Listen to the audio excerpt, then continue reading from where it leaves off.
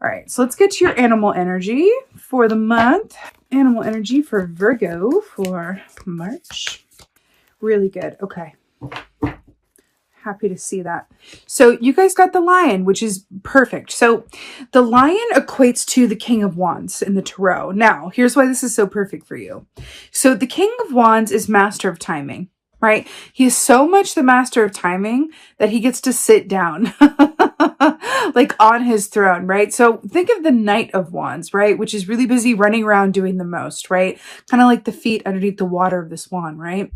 But the King of Wands gets to sit on his throne because he has truly mastered when to move, when to be still, what is worth his time, what is not. He's highly creative. He strikes gold every single time because he's learned many lessons to get to that level of discernment that he enjoys, right? So the fact that you're coming up as the Lion or the King of Wands for this month really speaks of such an emphasis on timing, especially around the work that you love to do or projects that you are passionate about, right? This also speaks of being in a position of authority, power, leadership. So you could also be feeling a bit of the weight of the world or a little bit extra pressure or a little bit extra, eyes on you or focus or dependence on you. And again, I keep going back to that swan with everything appearing okay, but then underneath a lot is going on. I would say within this to remember to self-care and nurture and look after your own needs as well as others during the month of March as well. But overall, the line coming through is such a beautiful energy of power, authority, leadership, and passion. Really, really beautiful. And strength, of course, of course. Okay. Let's see what's going on for Virgo. What's going on for y'all for March? Did you know that like my two best friends in the world are Virgos? Like I really, I really get along with Virgos very much. Right. Okay. So coming off the top here, we have the Tower. So really interesting, right? Remember what I said about that anxiety and the difference of how things appear versus how they really are, right? The Tower is about a big shift, a big change, and things sort of crumbling, right? Now, what's interesting about this, with what I was picking up about your timeline or wanting things a particular way, may not necessarily line up with others' ideas or the universe and how things work out for you this month, and that the path of least resistance is the path of flow. And then we had the Tower coming in here. I'm really hearing this. It's about it really, really surrendering to things as they want to happen. Again, back to this King of Wands. Knowing what is worth your time and effort and knowing when to walk away. That is key. Okay? Remember, the Tower only comes up to rearrange you and align you to your highest and best path because you've gone off it a little bit. So it's just picking you up and putting you back where you're meant to be. Okay, that's sort of the medicinal way to view the Tower energy, as it were. Okay, Scorpio energy there. Okay, you know what I also like to say about the Tower? I feel the need to talk about that a little bit more. Let me just get this. Okay, like why is she looking at me all knowing like that? Okay, don't worry, we'll get there. So the Tower, these are the levers. Well, yeah, they're there, right there. These are the levers from the Lover's Key, Gemini energy falling from the Tower. So why that's important? The Tower for me happens when we make more fear-based choices than love-based choices, right? Gemini energy, the Lover's Key, is very much about love-based choices, right? So then we have them depicted here on the Tower as falling from the Tower of their own fear, of their own fear-based choices, of them making choices that weren't aligned with what they truly felt or needed, but aligned with their ego or fear, etc., right? So that feels important here. Fear-based choices versus love-based choices. Think about these shifts that are going to happen for you this month, about this momentum and these changes. Really consider the choices that you made that led you to where you are. And I feel like that could be incredibly helpful and insightful to you. And it may help you regain a sense of perspective when things get a little intense. Okay? It's not as intense as it seems. I want to say to you. Okay? Ten of Swords, though. So let's try. It's not as intense as it seems. Ten of Swords. An ambulance. So 10 of Swords is very much about a full, complete ending to a cycle. It's about the releasing of things, the letting go, but not always by our own will. It's kind of like a forced let go, like an ending that we didn't necessarily choose.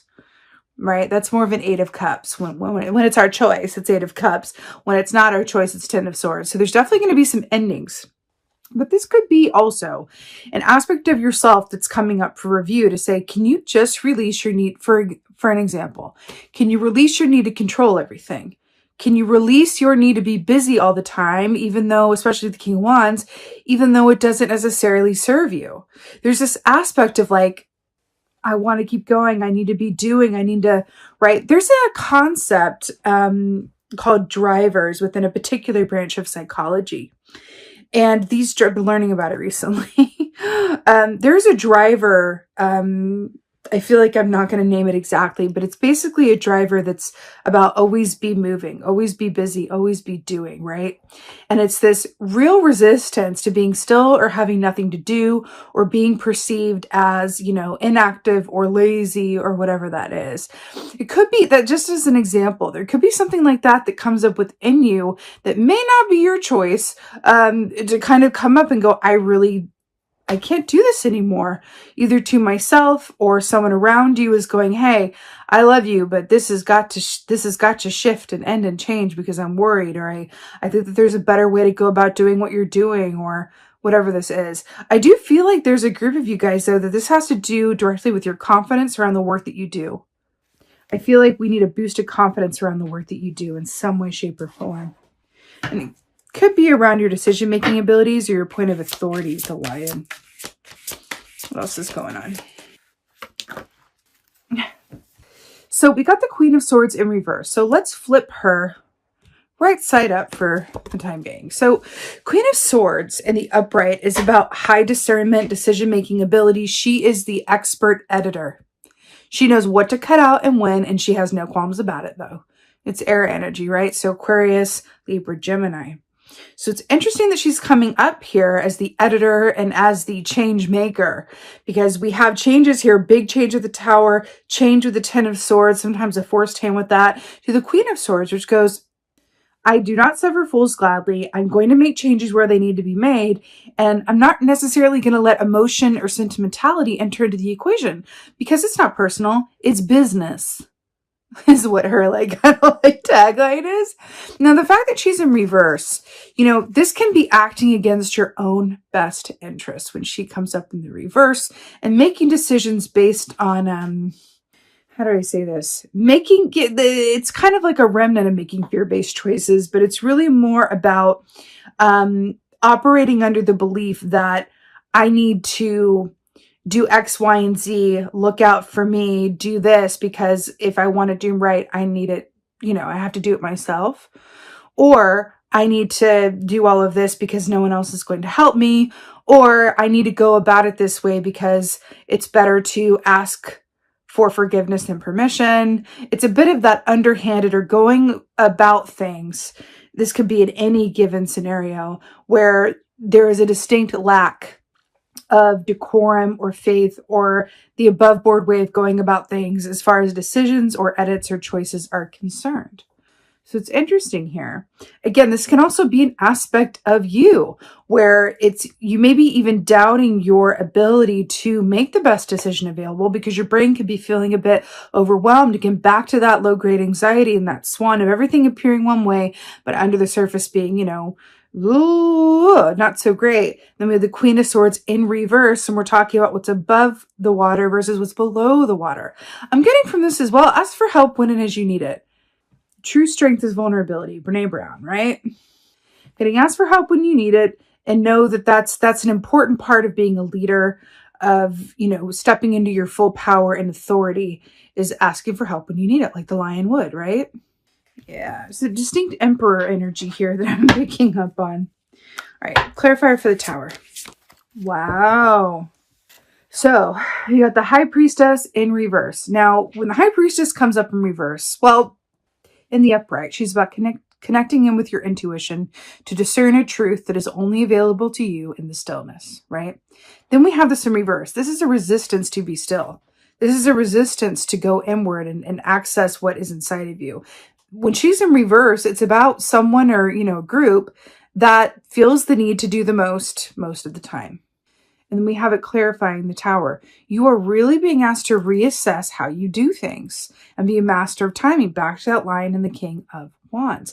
There's information that is available to you, but only if you're still, only if you make the time to be quiet, to meditate, to sit in contemplation, to journal, to whatever that is for you. But it just feels like, again, with this anxiety, it feels like I want to, it's like the best way to manage that really is to allow it and to be still. Not run away from it, not avoid it, not push it down, not pretend like it's not there, but to really allow it to inform you, because that anxiety is coming up to try to tell you something, right? Let's get a clarifier for the Ten of Swords here. Clarifier for the, that was quick. Okay, Virgo.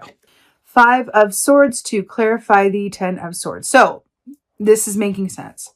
Like we said, we said the 10 of Swords could be about, aspects of yourself coming up to be released, right? Needing to go about something a different way may or may not be your choice as to do so.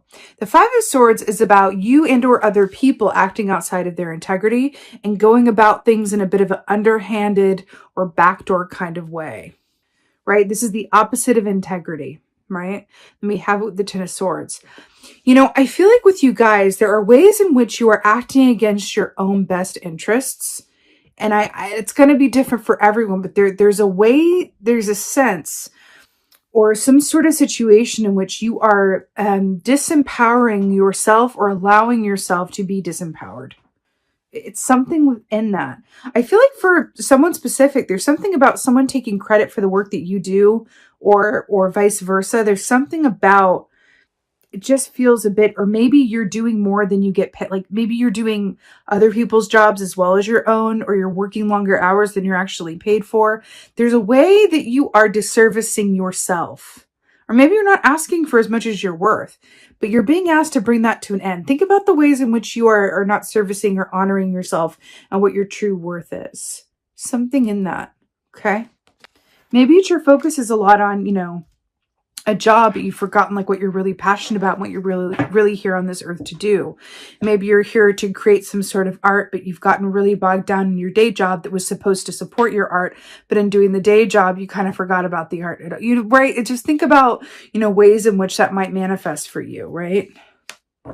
Queen of Swords in reverse. So happy to see that. So King of Pentacles to clarify the Queen of Swords in reverse. So let's talk about an abundance mindset.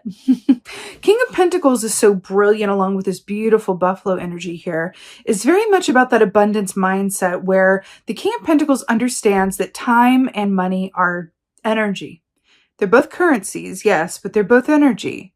Right? And there are aspects of discernment around if time is money, or however you want to word that. Again, back to this King of Wands. How do you spend your time? That feels like the biggest question of this whole reading is, how do you spend your time? Are you getting everything out of it that it's worth? How could you better work with time so that it can serve your greater goals and purpose in your own personal manifestation and abundance?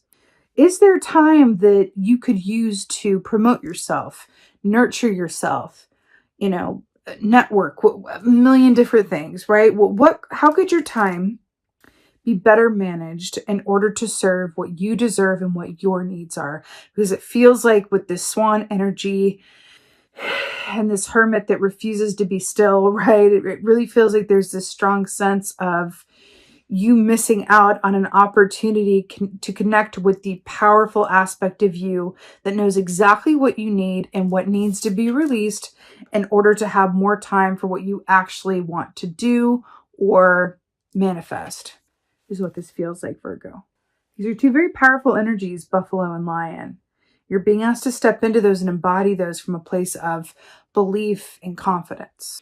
There's a lot more ease and flow that wants to happen within your situation, but I feel like there's an aspect of you cutting yourself off at the knees, heels, something like that, in favor of something else. And I don't know what that something else is.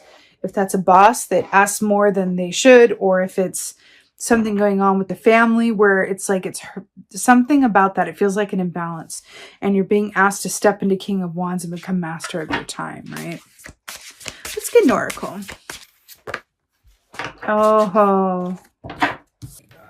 We got 2 for 1. I really like these. Okay, so we got peace and awakening. So we were talking about this aspect of awakening with like, let's wake up and realign and really go with what we need and remember that 10 of Swords, an end to the way of doing something. With the 5 of Swords, maybe an end to an aspect of ourselves or our tendencies to self-sabotage or our tendencies to whatever XYZ it is, to put others before ourselves, whatever that is. We are awakening into a new way of being. We're seeing ourselves where we're realizing how we are not always necessarily giving yourselves your best chance or operating within your own best interest.